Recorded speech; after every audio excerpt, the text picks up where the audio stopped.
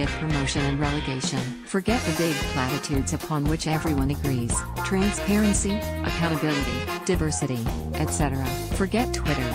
And forget notions that the U.S. soccer presidential die was cast weeks ago.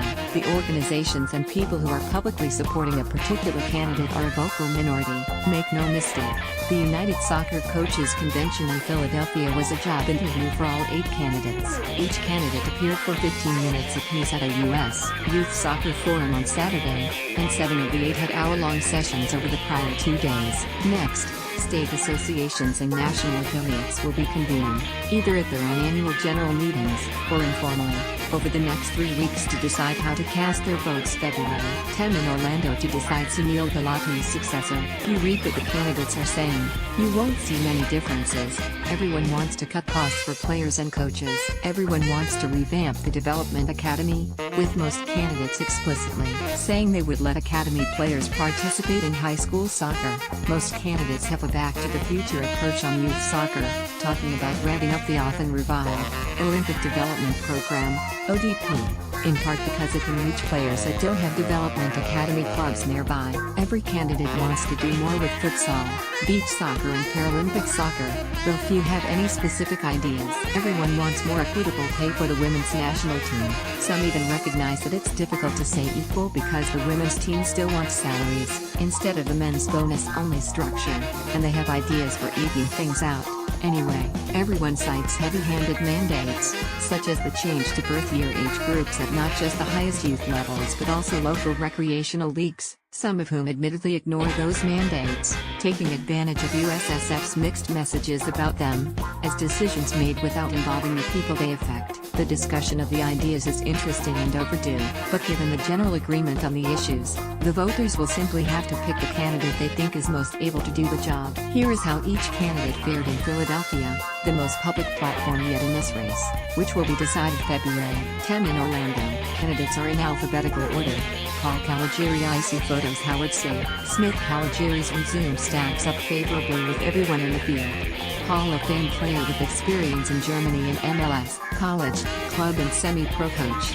Union leader. He even served on the U.S. Soccer Board, the only candidate in this field other than Cordero to do so.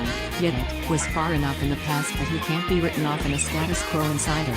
He even played briefly for the U.S. futsal team. He also has intriguing ideas. Caligiuri was talking about ODP before other candidates. He likes the development academies, more training, fewer games approach, though he shares the concern that the DA can't reach everyone. He saw kids cry when the birth year mandate split up teams. He suggests using school facilities for some after-school programs for which it wouldn't matter which club you're on, and he wants to enlist every high school coach as a scout. What he is not is a polished speaker. Some of these ideas pop up without any context, and then he's back into something else. He seems to raise the volume of his voice at random times, emphasizing points that don't sound like they need emphasizing. In smaller groups, he's very personable, with a sense of humor. Might not expect from seeing him in large crowds. He's just unlucky to be in a field with a group of accomplished public speakers. Kathy Carter. USA Today Sports. Carter, on leave from her job as president of MLS-affiliated Soccer United Marketing, has a voting bloc in place. Departing incumbent Sunil Gulati may protest that he is not publicly endorsing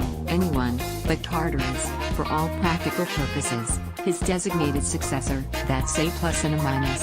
Her task in Philadelphia was to demonstrate that she had the benefit of experience but also the willingness to evolve into the post-Gulati era, but she was upstaged by Gulati himself, who held his own hour-long session and showed off his candor, perhaps a benefit of being a lame duck, and quick-wit. Carter sounds corporate and calculated. She did offer a glimpse of humanity a couple of times. In the forum, she got a laugh from a clearly skeptical crowd by comparing the format to speed dating, and she got heated in her session when someone asked her if she had done enough for the women's game and why she hadn't scolded an association president who referred to her as that girl, a question that came across as victim blaming, and she has been unfairly attacked. She was asked about promotion/relegation and whether the NASL champion San Francisco Deltas would have stayed in business had they been promoted. Carter said it's not really a sound business strategy to have to win to stay alive.